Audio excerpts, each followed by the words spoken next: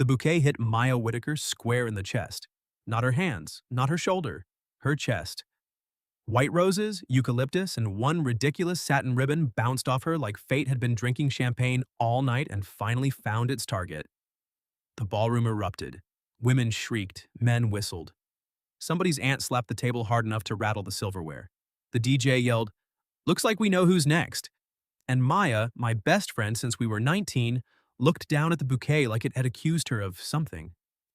Then she looked straight across the room at me. I stopped chewing the little square of wedding cake I had absolutely no business eating before dinner service was finished. Because Maya didn't laugh. She didn't roll her eyes. She didn't toss it to someone else. She took one breath, lifted her chin, and walked straight to my table. Every conversation around me died in stages. First the cousins, then the college friends. Then the groomsmen at the bar, one of whom whispered, "Oh, this is about to get good." I'm Caleb Brooks. I was 27 years old, a physical therapist in Portland, and until that exact moment, I had built a pretty stable life around one rule.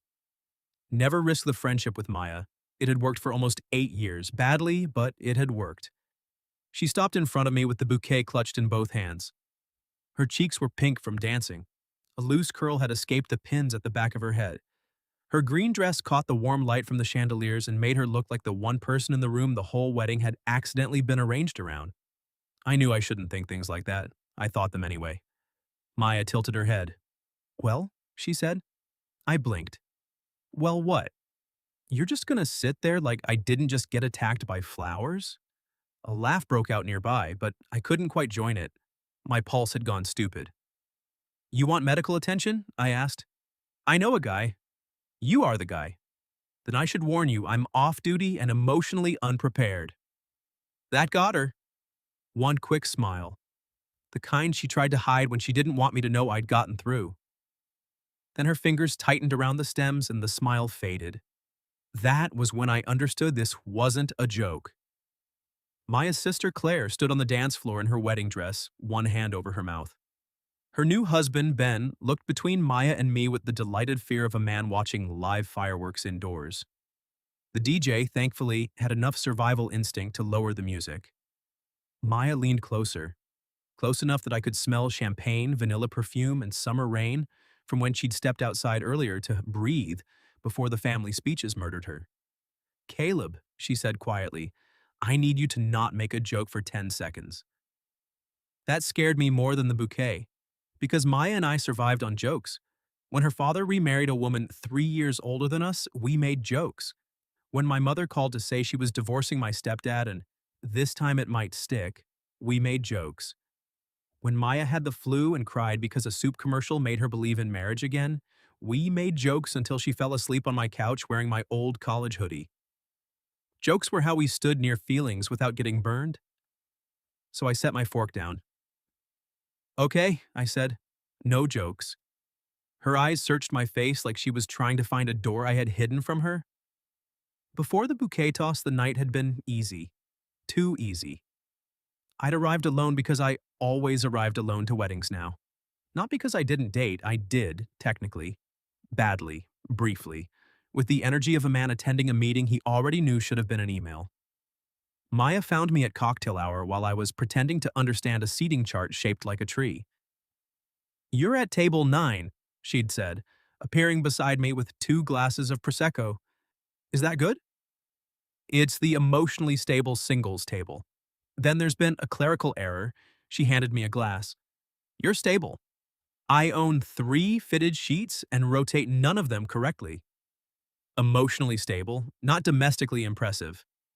She wore that green dress then, too. I had noticed immediately and pretended not to. It wasn't flashy, that was the problem. It was soft, elegant, cut in a way that made me look once, and then spend the next 30 seconds telling myself to look at a centerpiece. "You look," I started. Her eyebrows lifted. I panicked. "Prepared for photos." "Wow." She sipped her drink. "No wonder women across Portland are lining up." I was going to say beautiful. The words slipped out before I could soften them. Maya went still. Not dramatically, just enough. Her fingers paused on the glass. Her eyes flicked to mine, and for 1 second, the hallway noise disappeared. Servers passed behind us carrying trays. A cousin yelled about missing cufflinks. Somewhere, Claire laughed, but Maya just looked at me. Then she smiled, small and careful. You clean up pretty well yourself, Brooks. I should have said something brave. Instead, I looked at my tie and said, This thing is trying to kill me. She stepped in without asking. That was Maya, always crossing the distance like she had a right to. Her fingers brushed my collar, warm and quick. She loosened the knot half an inch, then smoothed the tie down against my chest. There, she said. Now you look less like a handsome defendant. Handsome. I heard it. She knew I heard it. Neither of us moved for a moment. Then her mother called her name from across the hall and Maya stepped back too fast. Duty calls, she said. Go be sister of the bride. Go be emotionally stable, single table. But as she walked away, she looked back once. I carried that look all the way through dinner. Through the speeches, through Claire crying over Ben's vows, through Maya standing at the head table, smiling with her whole face while wiping tears with the side of her finger so she wouldn't ruin her makeup. I had loved her in quiet ways for years. Not dramatic love, not movie trailer love, grocery store love, airport pickup love. Knowing she hated olives but always forgot to ask restaurants to leave them off love. The kind that sneaks into your life wearing sweatpants and suddenly knows where you keep your spare key. And I had never told her because I knew exactly what love could do when people got careless with it. My father had loved loudly, promised loudly, left loudly. My mother had collected apologies like souvenirs. So I became the dependable guy, the safe guy, the friend who showed up, fixed the cabinet hinge, brought cold medicine, remembered birthdays, and never asked for too much. Especially not Maya. But then the bouquet hit her, and now she was standing in front of me while half the wedding watched us like we were the real entertainment. I rose slowly from my chair. Maya's shoulders relaxed a fraction like she'd been afraid I wouldn't. The room made a sound, not a cheer. Not yet. More like everyone inhaling at the same time. I lowered my voice. What's going on? She looked down at the bouquet, then back at me. My sister told me something before the ceremony, she said. I glanced toward Claire, who suddenly found the ceiling very interesting. What kind of something? Maya swallowed. The kind of something that makes a person realize she's been lying to herself for a long time. My heart kicked once, hard. Maya? She gave a shaky laugh. Don't say my name like that. Like what? Like you already know what I'm about to do. I didn't. I hoped. I feared. Those are not the same thing, but they live close together. From somewhere behind me, my friend Adrian muttered, Caleb, if you fumble this, I'm changing your locks. Maya heard him and laughed, which helped for about 1 second. Then she reached out and placed the bouquet against my chest. Not on the table, not in my hands. Against my chest, right over my tie where her fingers had been earlier. The room went completely silent. Her eyes shone, but she didn't look embarrassed.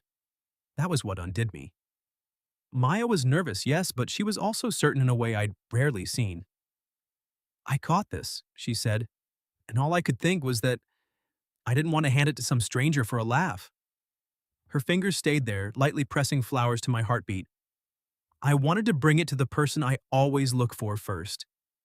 My throat tightened. 8 years of not saying it crowded between us. Every late-night diner run, every bad date recap, every Christmas Eve when neither of us wanted to go home yet. Every time she fell asleep in my passenger seat and trusted me to get her there.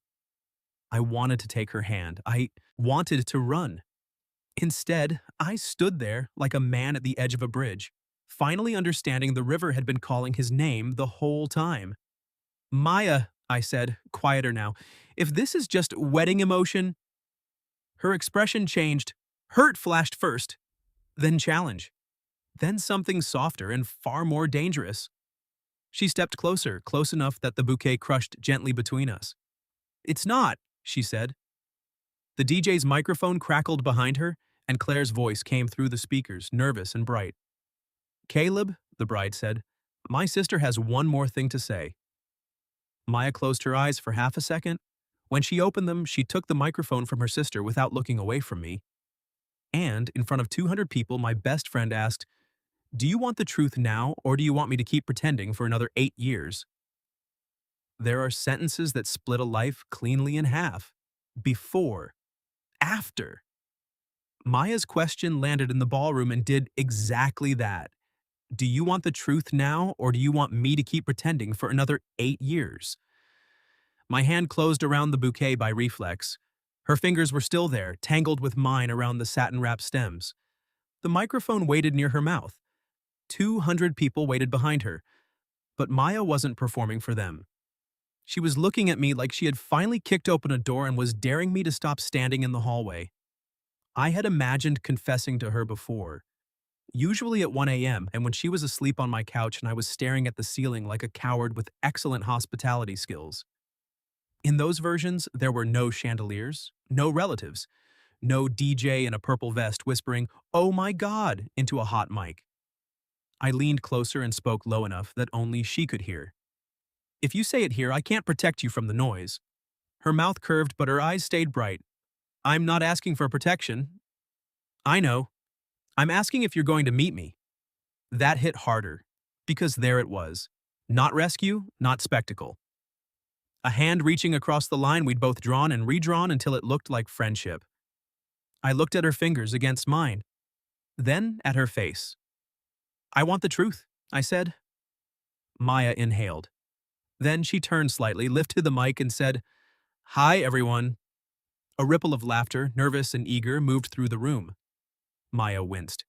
This was not in the wedding timeline, and if my mother is currently looking for a way to unplug me, I respect that. More laughter.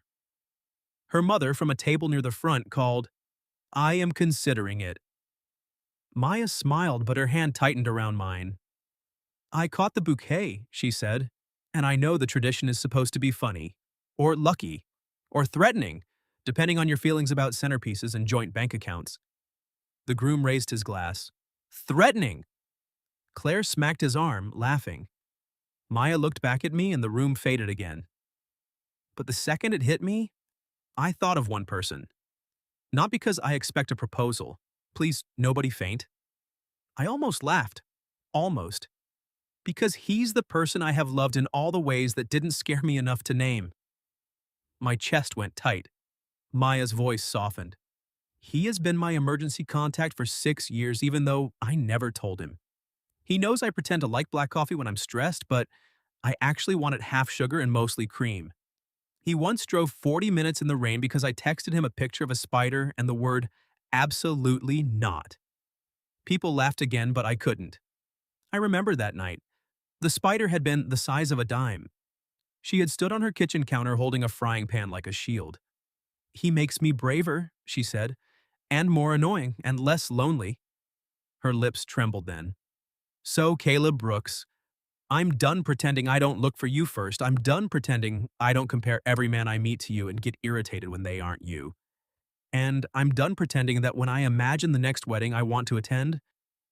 She glanced at the bouquet between us. "You aren't standing at the end of the aisle." The ballroom exploded. Not with polite applause, with chaos. Claire sobbed loudly. Ben yelled, "That's my sister-in-law!" Though technically she wasn't. Adrian shouted, "Finally!" Like he'd been personally wronged by time. Maya lowered the mic, face flushed scarlet now. For one terrifying second, I saw the panic arrive. The question behind her eyes. Did I just ruin us? I couldn't answer with a speech. I'd never had her gift for walking into emotional traffic with her chin up. So I took the microphone gently from her hand and gave it to Adrian without looking away from her. He accepted it like an Olympic torch. Then I stepped closer. Maya's breath caught. "I need to say something," I told her. She nodded once. I brushed my thumb over her knuckles where they still held the bouquet. "Not to them." Her eyes filled. "To me?" she whispered. "To you." I took her hand and led her away from the center of the room.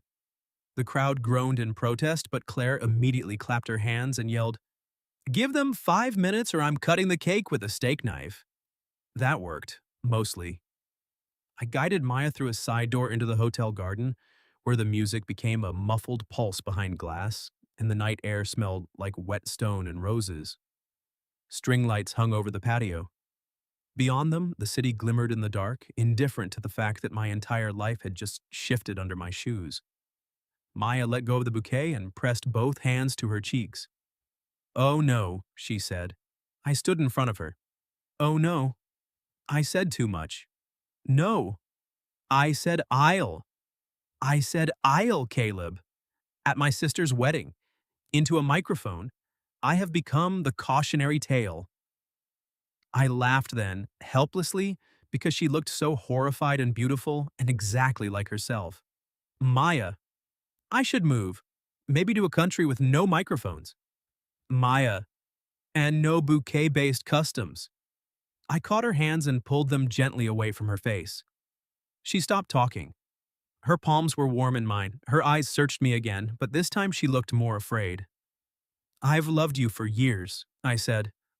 Her lips parted. The words were plain, no poetry, no audience. Just the truth, finally set down between us.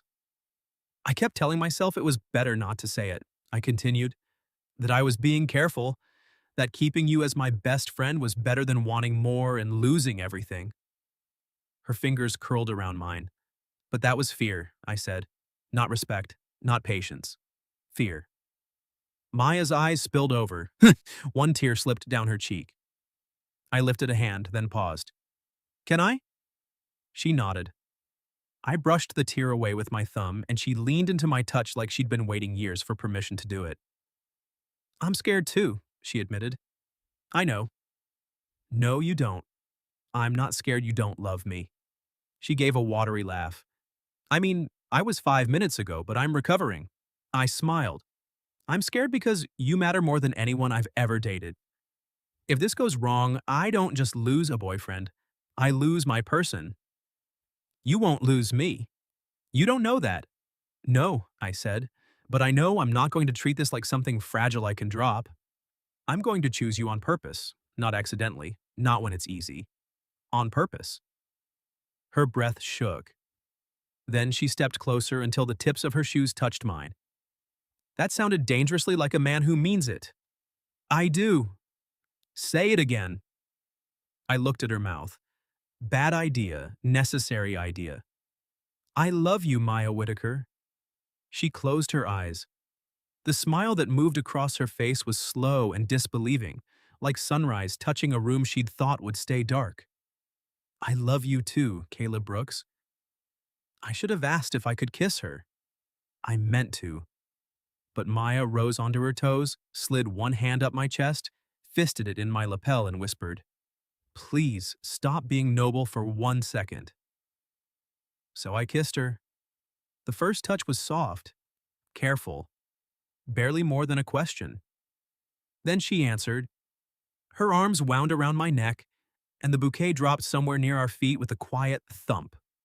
I wrapped one arm around her waist and pulled her closer, and she made a tiny sound against my mouth that erased every reasonable thought I had ever had. It wasn't a movie kiss. It was better. It was familiar and impossible at once. Like coming home to a house you hadn't known you owned. When we broke apart, her forehead stayed against mine. Behind the glass doors, a roar went up. We both turned. Half the wedding had their faces pressed to the windows. Adrian gave us 2 thumbs up. Maya groaned and buried her face in my shoulder. "I hate everyone." I kissed her hair. "No, you don't." "I hate them romantically." "That's new." "So are we." We stood there laughing softly, holding each other under the string lights, while the bouquet lay abandoned at our feet. Then Maya lifted her head. Her eyes were shining again, but steadier now. "So," she said, brushing her thumb along my jaw, "what happens when we go back in?" I looked through the doors at the waiting crowd, then back at the woman in my arms. "We dance," I said. Her smile turned wicked. "You hate dancing. I love you more." She went still for half a heartbeat.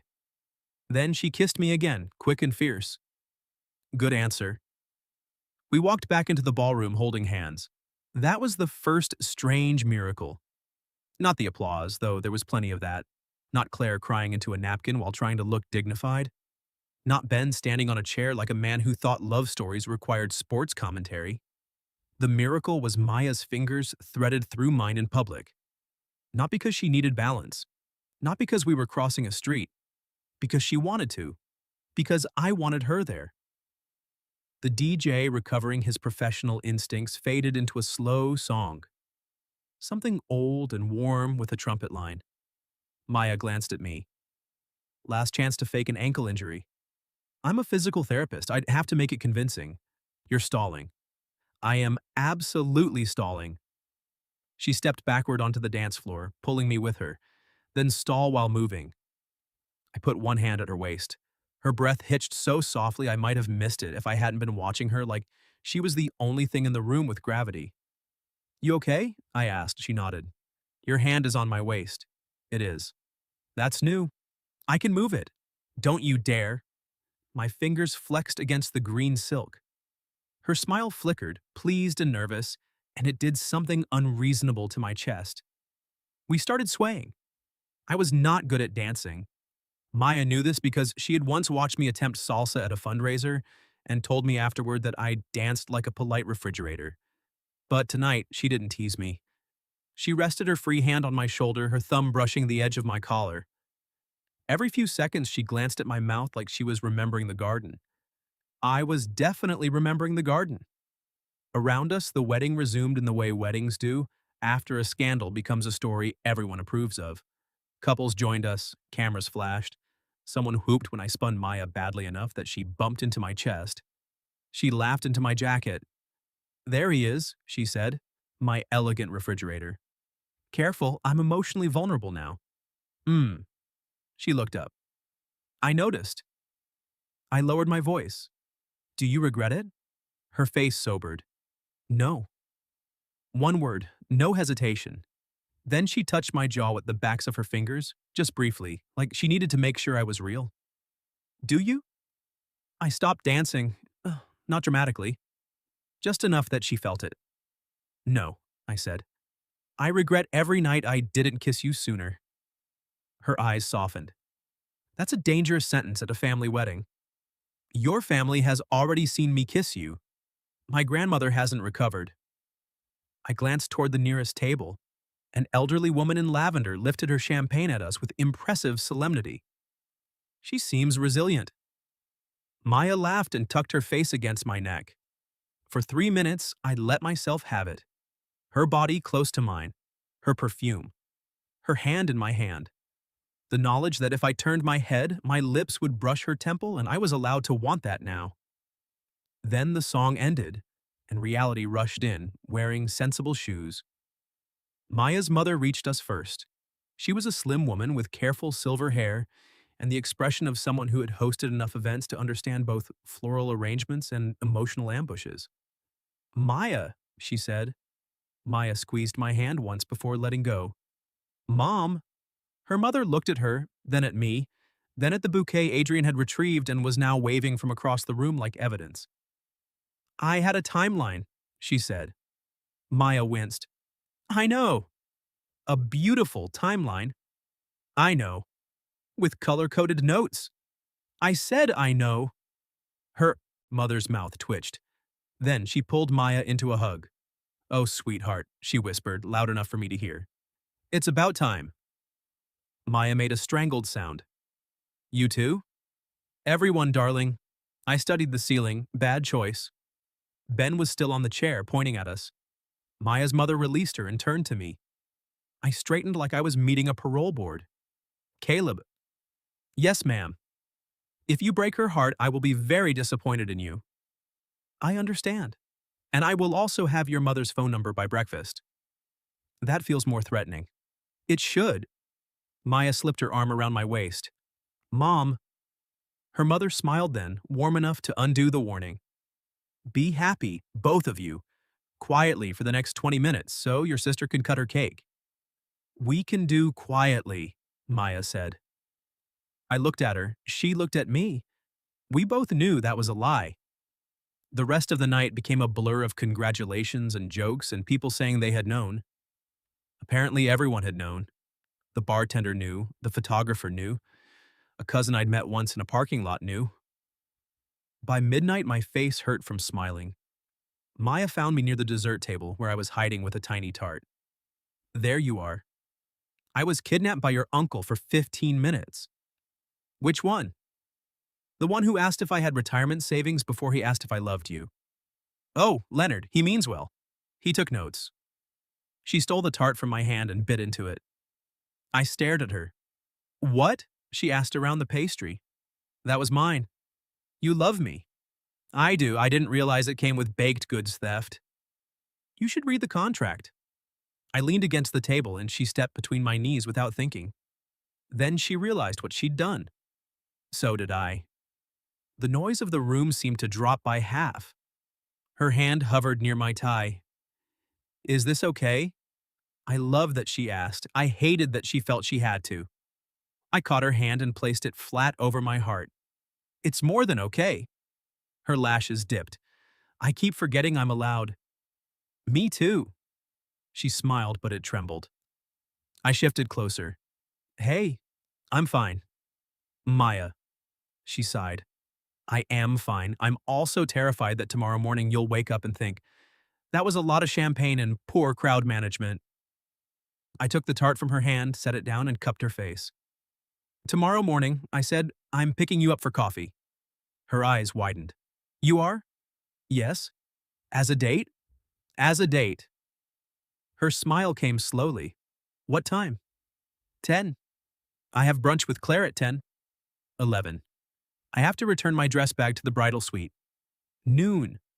I might be emotionally hungover. Maya. She grinned. Make it noon 30. I like a man who negotiates. I shook my head, smiling despite myself. Noon 30. Coffee. Date. Will you be nervous? Extremely. Good. She slid her hands up my chest. Me too. Then, in the middle of her sister's reception, beside the dessert table and under the surveillance of at least 12 relatives pretending not to look, Maya kissed me. Not like the garden. This kiss was softer, slower, a promise rather than an explosion. When she pulled back, she whispered, just so you don't forget by tomorrow. I'm going to need several reminders. Her eyes sparked. Greedy. For you, I said. Apparently. That did it. The teasing slipped from her face and something naked and tender took its place. She rose up and pressed her forehead to mine. I wanted this for so long. My hand settled at her waist again. Me too. Why were we such idiots? I was afraid. I was stubborn. I noticed. She pinched my side. Don't become too confident. It's unattractive. You just kissed me next to miniature cheesecakes. I contain multitudes. The night ended with sparklers outside the hotel. Claire and Ben ran through the glowing tunnel, laughing as sparks danced against the dark. Maya stood beside me, wrapped in my suit jacket because she'd claimed she was freezing and then refused to give it back. Her shoulder brushed mine. Our hands found each other again. This time, neither of us looked surprised. As the newlyweds climbed into the car, Maya leaned her head against my arm. Caleb? Yeah? Tomorrow, after coffee. I looked down. She was staring at the sparklers, but her voice had gone quiet. Can we not try to be casual about this? The question opened something in me. All night I had been afraid to want too much too fast. Afraid I'd scare her. Afraid we'd sprint and stumble. But Maya was asking for honesty, not speed. I turned toward her. No casual, I said. We go carefully, but we don't pretend it's small. Her eyes shone in the fading light. Okay, she whispered. I kissed her temple. She closed her eyes and leaned into me. Behind us, Adrian shouted, I can still see you being adorable, and frankly, it's upsetting. Maya laughed against my shoulder, but she didn't move away. I slept for 3 hours and woke up smiling like an idiot. Then I panicked. Not about loving Maya. That part felt weirdly calm, like a truth my body had known long before my brain signed the paperwork. I panicked about the date, our first date, with my best friend, which meant I couldn't use any of my usual first date material, because Maya already knew everything. She knew my coffee order, my worst haircut, my irrational hatred of decorative pillows. She knew I once cried during a dog food commercial and blamed seasonal allergies. At 11:47, I stood outside her apartment building, holding 2 coffees and a paper bag from the bakery around the corner. At 11:48, I considered leaving and texting. Something came up. The thing was cowardice. At 11:49, Maya opened the front door. She wore jeans, a cream sweater, and her hair loose around her shoulders. No green silk, no bouquet, no ballroom lights. Somehow it was worse. Or better. Definitely both. Her smile appeared slowly. You're early. I'm prompt. You're nervous. I'm prompt and nervous. She glanced at the coffees. Is one of those mine? Half sugar, mostly cream. Her expression softened. That was very boyfriend of you. The word hit the sidewalk between us. Boyfriend. We both stared at it. Then Maya stepped outside, took her coffee, and said, Too soon? I shook my head. No, just new. Good new? The kind that makes me forget how stairs work. There are no stairs here. Exactly, I'm doing great. She laughed, and the tightness in my chest loosened. We walked to the river because it was close and because neither of us was ready to sit across from each other, like strangers interviewing for romance. The sky was pale blue, the morning cool enough that Maya tucked her free hand into her sleeve. I wanted to hold it. I did not know if I was supposed to ask now. Maya looked sideways at me. You're overthinking. I'm thinking a normal amount. You have a forehead crease. That's medical. That's lying. We stopped at a crosswalk. She shifted her coffee to her other hand and held out her empty one. My heart did something embarrassing. You can hold it, she said. I won't alert the authorities. I slid my fingers through hers. Simple. Devastating. Her thumb brushed mine and she looked down at our hands with the shy little smile I had never seen from her before. I wanted to earn that smile every day for the rest of my life. Dangerous thought for a first date. Accurate thought, unfortunately. We found a bench near the water and I handed her a croissant from the bag. She narrowed her eyes. Is this almond? Yes. You hate almonds. I'm not eating it. You bought me an almond croissant on our first date. I've bought you almond croissants before. Not as a man trying to woo me. I've been trying to woo you for years, apparently with terrible branding. She laughed, then tore the croissant in half and handed me the smaller piece. This is how you know I love you, she said. Because you're sharing? Because I'm giving you the part with less filling. Romance is alive. We ate in companionable silence for a minute, watching a dog drag its owner toward a patch of wet grass. Then Maya said, My phone has been exploding. Mine too. Adrian sent me a photo of us kissing by the dessert table with the caption, Historic footage. He sent me the same photo with, You're welcome, coward. Maya snorted. Accurate. I bumped her shoulder with mine. Harsh. Caleb. I looked at her. Her teasing faded, but she didn't pull her hand from mine. I need to say something before this gets too dreamy. My stomach tightened. Okay. I don't want us to become careful in the wrong way. What does that mean? She stared at the river. You have this habit. When something matters, you make yourself smaller so nobody feels pressured to keep you. I went still. She knew me too well. That was the gift and the danger. Maya, no, listen. She turned toward me. I love that you're steady. I love that you show up. But I don't want a version of you that edits every want before I can hear it. Her eyes searched mine. If you want to kiss me, tell me. If you're scared, tell me. If you're mad, tell me. Don't become my perfect low-maintenance almost boyfriend. Almost? I asked because humor was easier than the ache in my chest. Her mouth curved. That's what you heard? I'm coping. Poorly. I looked down at our joined hands. She was right. For years, I had loved her quietly because quiet felt safe. But now quiet could become another kind of hiding. I want this, I said. Her fingers tightened. I want you. Not as an accident after a wedding, not as a maybe. I want to take you on dates and kiss you goodnight and learn what changes when we stop pretending we're only friends. Maya's eyes went bright. I forced myself to keep going. And I'm scared I'll mess it up because I've wanted it so long that it feels impossible to hold without breaking. She set her croissant on the bag, turned fully on the bench, and touched my cheek. You're not holding it alone. Something in me gave way then. Not dramatically, quietly, like a knot loosening. I leaned in slowly, giving her every chance to pull back. She didn't. Our kiss tasted like coffee and almond sugar. Her hand slid to the back of my neck and mine settled at her waist over the soft knit of her sweater. It was a public bench at noon on a Sunday, but the world politely blurred. When we parted, she smiled against my mouth. That was good communication. I'm a quick learner. Show off. I kissed her again, shorter this time, because I could. Because she wanted me to. Because we were allowed. After that, we walked the river path for an hour, hand in hand, and the strangeness began to settle into something sweeter. Not less thrilling, just more real. We talked about rules and discovered neither of us liked the word. So Maya renamed them ways not to be idiots. Way 1, if either of us got scared, we said it out loud. Way 2, no pretending a date wasn't a date. Way 3, best friend privileges remained, including emergency soup, airport pickups, and sending unflattering pictures of pigeons with captions. Way 4, kissing was encouraged, but not to be used as a substitute for hard conversations. I object to that one, I said. Overruled. You're very strict. I'm very kissable. It balances out. I stopped walking. She made it 3 steps before our joined hands pulled her back.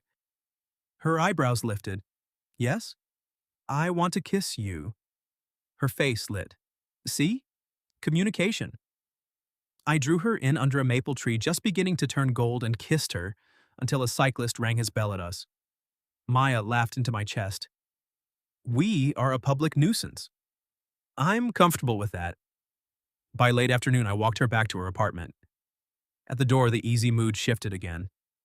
Not bad, just heavier. The first date was ending. We both felt it. She leaned against the brick beside the entrance. Do you want to come up? Every muscle in my body answered before my brain could. Maya saw it and smiled, soft but nervous. For dinner, she added. Leftover wedding cake and whatever is in my freezer.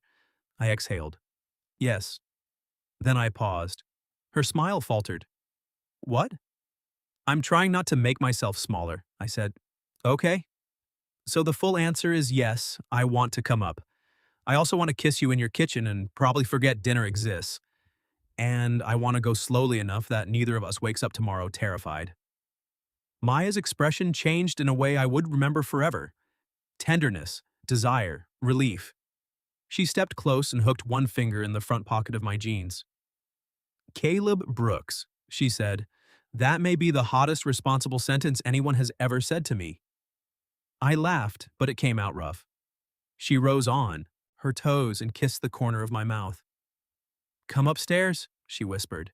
We'll eat freezer dumplings, argue about a movie, and make out like emotionally honest adults.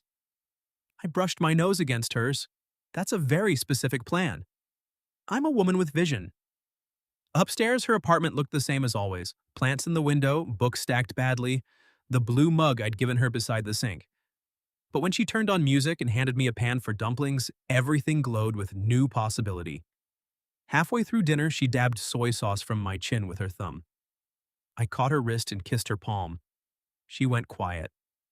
Then she pushed her plate aside and climbed onto the couch beside me, close enough that her knee pressed mine. No pretending it's small? She asked. No pretending.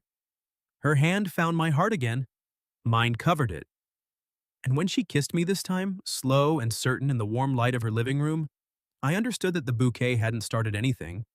It had only exposed what had been blooming all along. The next morning, I woke up on Maya's couch with a crick in my neck and her foot tucked under my thigh. We had not made it through the movie. We had made it through half a plate of dumplings, 3 slices of wedding cake, and one long, whispered conversation in the dark about what we were afraid of losing. At some point, Maya had fallen asleep with her head on my shoulder. At some later point, I had decided moving would be a crime. Now pale morning light filled her apartment. A plant on the windowsill leaned toward the glass. Somewhere in the building, pipes clanked. Maya stirred. Her eyes opened slowly, unfocused and soft.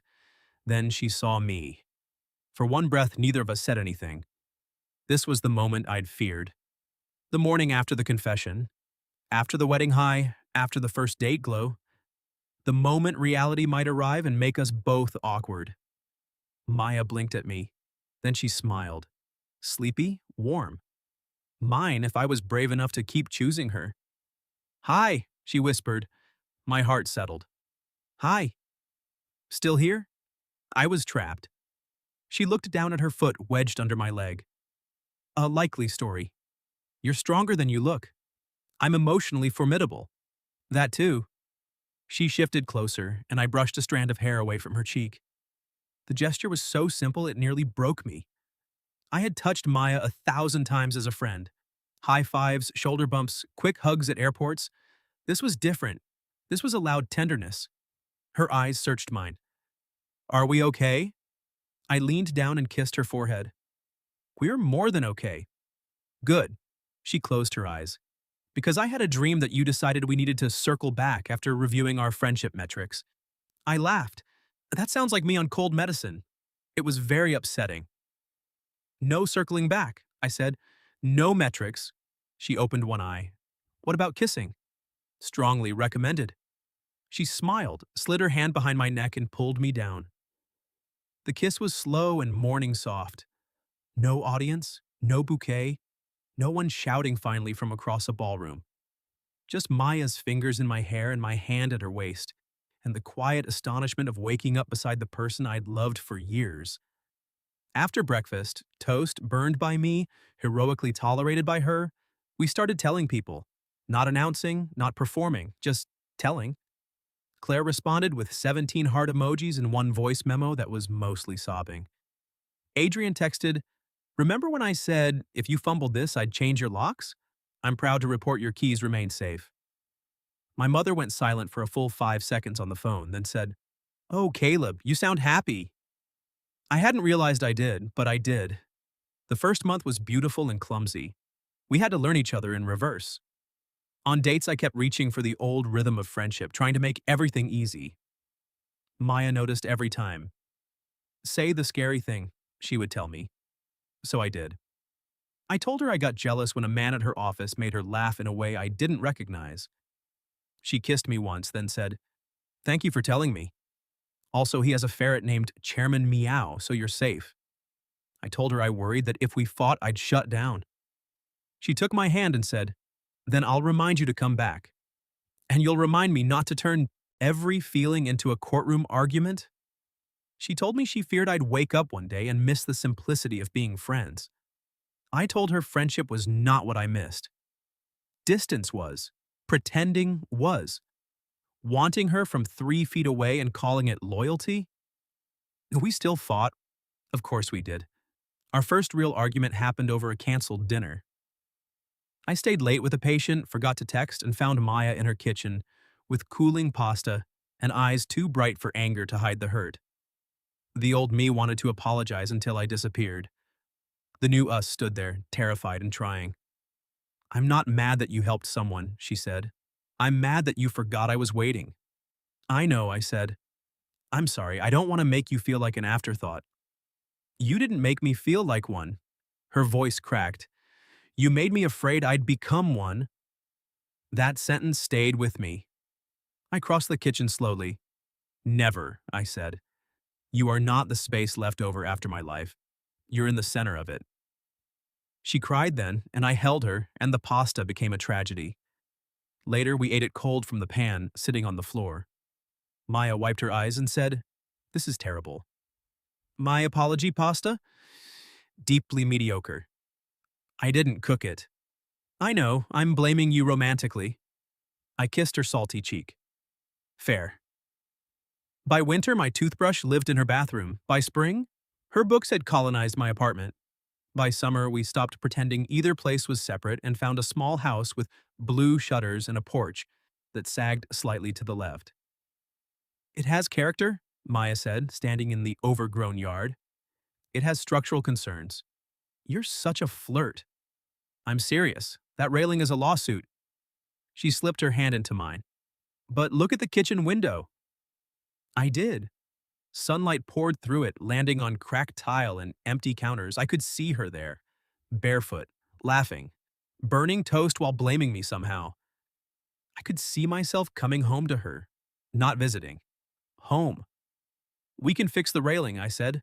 Her smile broke wide open. A year after the bouquet hit her chest, Claire and Ben hosted an anniversary party in their backyard. There were fewer flowers this time and significantly less emotional ambush risk. At least that was what I thought.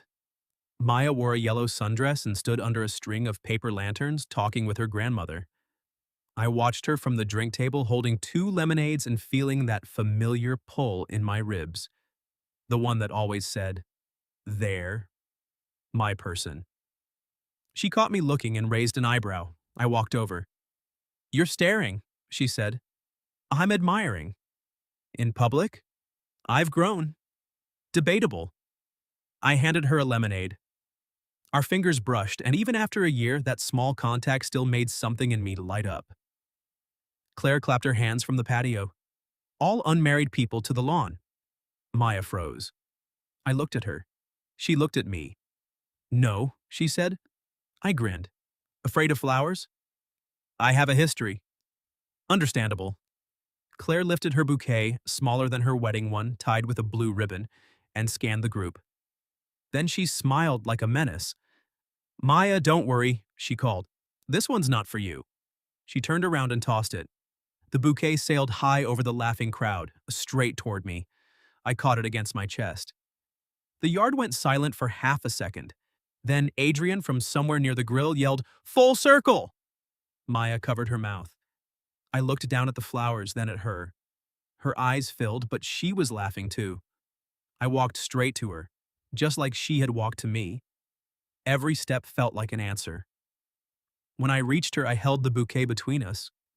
"Well?" I asked. She laughed through tears. "Well, what? You're just going to stand there like I didn't just get attacked by flowers?" Her face crumpled into the most beautiful smile I had ever seen.